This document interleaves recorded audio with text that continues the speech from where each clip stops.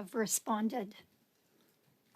KPMG and all of the subcontractors have been invited, and we're working on dates.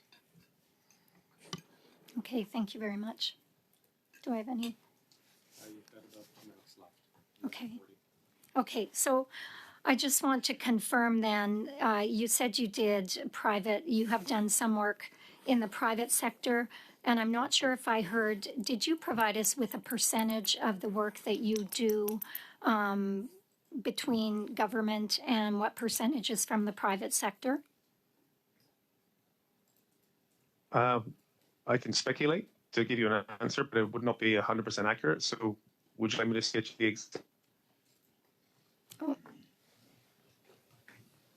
I don't have the exact number in front of me, and I don't want to do approximations. I'm just wondering, would you like me to get you the exact number or an approximation right now?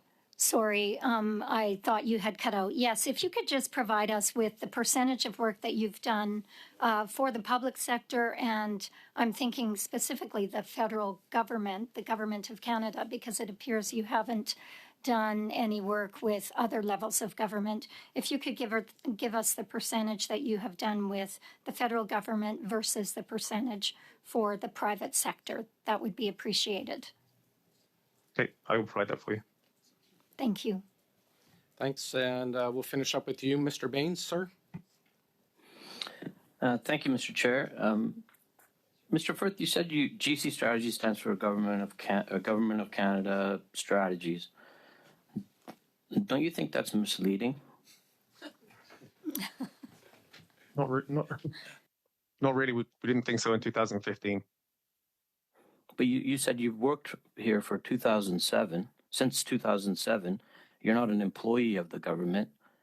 Like, does that not give the sense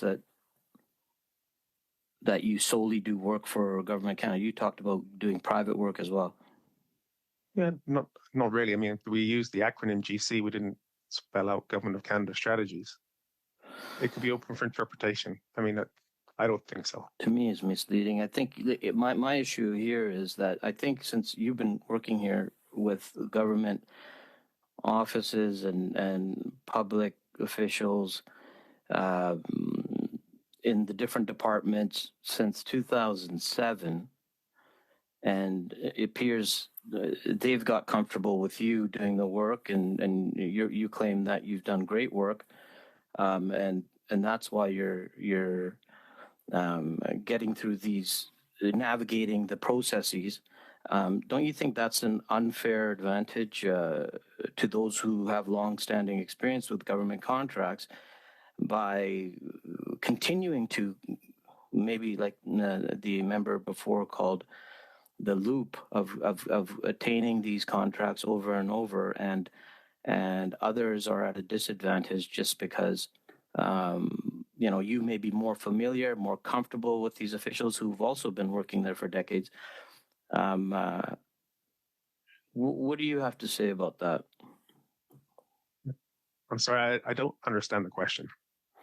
I just don't like the fact that I mean, again, I don't make the decision, right? I don't make the decision. No, I understand that, but I just don't like the fact that I don't like the fact that people are getting comfortable in receiving these contracts. Then we may have officials who are comfortable with people who may have possibly built relationships with and continue to keep getting these contracts. Do you believe that that's something that's happening here? I think that... and this is since 2007, so we're talking 2007 to now it's 2024. You're still around. Well, I think, yeah, not anymore. I kind of think that's that... a good decision. Yeah. So no, I think there's again, the decisions are made by the government. They obviously see value in what I do. I've had 65 contracts since 2015. So I believe that you do a good job, then that becomes recognized. That can become a referral. It can be something you put a feather in your cap. So when you go to propose a solution the next time, these are jobs well done. I think it's just sales. I want to go back to earlier. You said something about the vendors aren't screened, or is this, so you said you had 35 people that you subcontract out to. but they're not required to be screened. Is that accurate? No, I said they actually, for ArriveCAN specific, they actually had two lines of security. There was PSBC security and then CBSA specific security. But they can't speak directly to them. Is that what it is? No, they can speak directly to them. They cannot give a contract directly to them. They're not Okay. a qualified vendor. Okay, so if you look at earlier questions regarding the pay being determined, I just wanted to sort of get some clarity on that as well. So these 35 subcontractees, they can't say this is my price. They have to fall within a certain. They can 100%, as long as so you have the price of the crown, and whatever the price they actually ask for is typically what we give them. So they can be anything from zero to the ceiling price. That's where the negotiations happen, which is how margin is determined. There's no cutoff saying you must get paid this. It's they get what they ask for. If they want 1,000, if they want 1,100, if they want 1,200, and the bill rate is full. This is why there's a difference between industry standards of 15% to 30%. Okay, Mr. Chair, that's all the questions I have, but I do want to say that I'm looking forward to, reviewing these processes, and I'm looking forward to seeing the Commissioner of the Competition Bureau coming before us to see where we need to do things better, considering this has been going on since 2007. That's all I have for today. Thank you, Mr. Baines. I thank everyone for sticking with us a bit past time. Yes, I'll get you, Mr. Genuis. Mr. Firth, thanks as well. Just quickly before you leave, Mr. Firth, Mr. Genuis, sir. Thank you, Chair. And I think you can dismiss the witness, but having heard the totality of his testimony, I think it's important to raise a question of privilege regarding his non-responses. Thank you. Mr. Firth, we're going to dismiss you right now. Thank you for your time. I appreciate Thank you, Chair. Can you also ask the clerk to summarize for me what I'm sending you back in, please? And I also asked that I would even be home by 5 o'clock, so could that be later on in the evening, please? Yes, I think we'll say 8 p.m. tonight, sir. Tomorrow morning? Oh, sure. I'll try. 8 p.m. is... I'd rather, if it's still possible, to get it to you tomorrow morning. That's possible. 9 a.m. tomorrow morning? Perfect. Okay, we'll do it for 9, and the clerk will send you an email with outlining what we're looking for. Before I get to you, Mr. Back, thanks, Mr. Firth. We'll dismiss you. I see Mr. Backrack, but Mr. Genuis says point of privilege. I think he's bringing up. Go ahead, sir. Thank you, Chair. Simply this, that Mr. Firth has refused to answer direct questions that have been put to him by the Chair on behalf of this committee.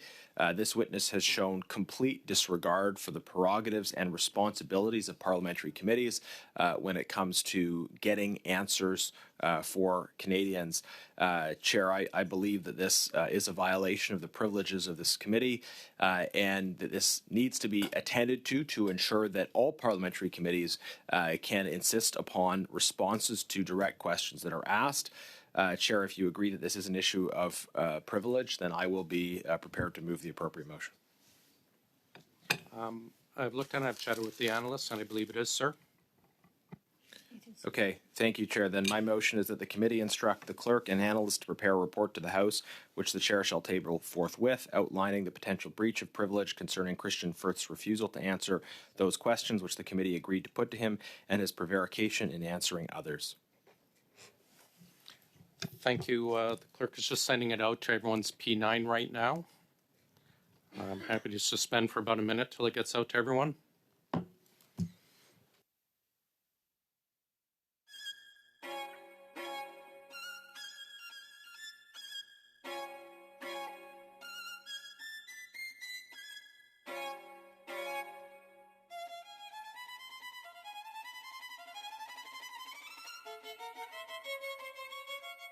Now been received at everyone's P9. Are we, I don't see anyone's hands up. Are we in agreement with this then, colleagues? Besides Mr. Backrack, we'll get you. Agreed? Wonderful. So passed. Mr. Backrack, you have your hand up, sir, before we adjourn. Thank you, Mr. Chair, and just recognizing that we're right at the end of the meeting, I wonder if you could provide the committee on an update on your efforts to have the Canada Post CEO come before committee as part of our study on rural postal service. Great. Thanks for bringing that up, Mr. Backrack.